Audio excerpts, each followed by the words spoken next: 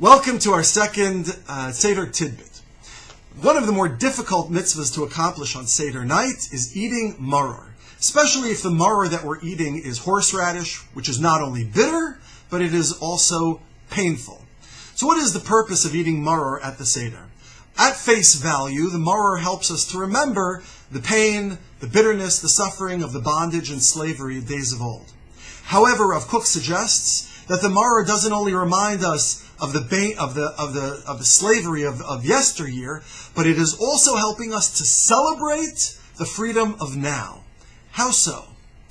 Well, let's take the following example. If a person is, God forbid, in an abusive relationship and they don't leave that abusive relationship, it is often the case that it is because the person is sort of psychologically has that pain and suffering baked in to their expectation of what life is. And they don't really see life as being much different from that.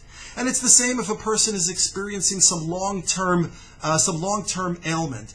And sometimes they feel it's just that is what life is. And we can't be any different than it is now.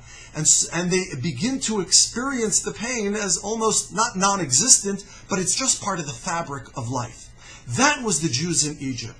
And so therefore we eat the maror at Seder night, because now that we are free, when we taste the bitterness, when we feel the pain, we can actually feel it and know that it's wrong. We can feel it and understand that that's not how life is supposed to be. We can experience it and not only experience our own bitterness, our own pain in that moment, but we also have the capacity to experience the pain and suffering and feel the pain of another.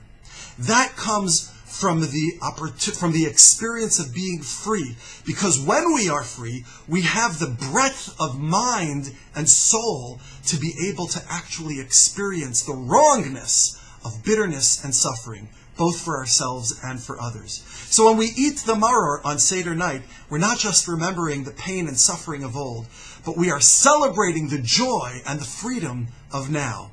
Because after all, we have the capacity to feel the pain.